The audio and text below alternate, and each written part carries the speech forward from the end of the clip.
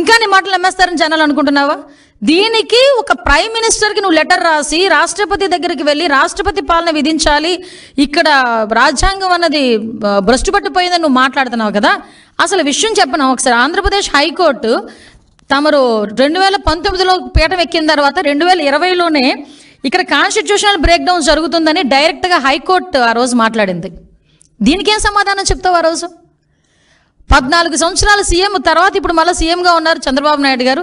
ఏ రోజైనా అతని హయాంలో అతని అడ్మినిస్ట్రేషన్లో ఇలాంటి కామెంట్ ఏ కోర్టు అయినా ఎవరైనా చేయగలిగారా? ఒకసారి చెప్పండి.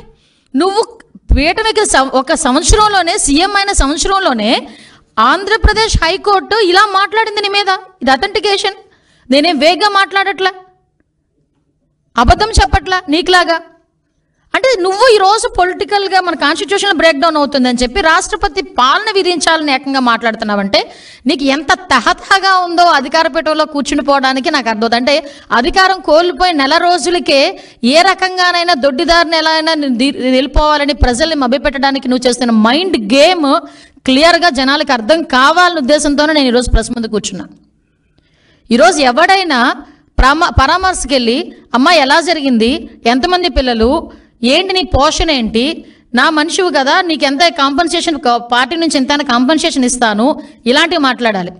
అతగాడు ఏం మాట్లాడాడండి? నీకు అమ్మఒడి వచ్చిందా, అమ్మఒడి నేను ఉంటే ఇచ్చేవాడిని, వసతి దీవెని ఇచ్చేవాడిని, ఇప్పుడు చంద్రబాబు నాయుడు గారు అవన్నీ ఇచ్చారా, అవన్నీ అయినాయా, ఇవన్నీ మాట్లాడతాడు ఎవడైనా? మైండ్ దొబ్బిందని తెలుసు. మరీ ఇంతలాగా జగన్మోహన్ రెడ్డికి పరామర్శ అంటే నేను ఎందుకు క్లియర్గా ఎక్స్ప్లెయిన్ చేస్తున్నానంటే అతను పొలిటికల్గా ఒక ప్లాట్ఫామ్ గురించి ఎత్తుక్కుంటున్నాడు. దానికి మాచర్ల అనే ఇష్యూని క్రియేట్ చేసుకున్నాడు.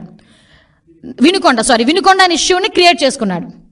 ఆ వినుకొండలో జరిగిన ఇన్సిడెంట్ గురించి పర్టికులర్గా దాని మీద ఏదో రకంగా వెళ్ళి బురద జల్లాలనే ఉద్దేశంతో అతను వెళ్ళి అక్కడ మాట్లాడాల్సిన మాటలు మానేసి హత్య జరిగిన చోట రషీద్ గురించి మాట్లాడడం మానేసి, రషీద్ గారి తాలూకా కుటుంబం గురించి మాట్లాడడం మానేసి ఫోటోలు చూపిస్తున్నాడు. ఎస్, నేను ఉన్నట్టే ఫోటోలు చూపించావు.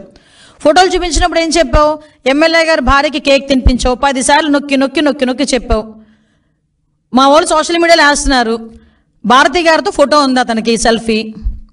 మరి ఎమ్మెల్యే గారి తాలూకా ఒక్క జిలానీనే హత్య చేశాడు, జిలానీనే అరెస్ట్ చేశారు, మిగతా వాళ్ళందరినీ ఎందుకు అరెస్ట్ చేయలేదు, ఇతనితో ఇంతమంది ఫోటోల్లో ఉన్నారు అని నువ్వు అన్నప్పుడు భారతి గారిని కూడా అరెస్ట్ చేయాలా?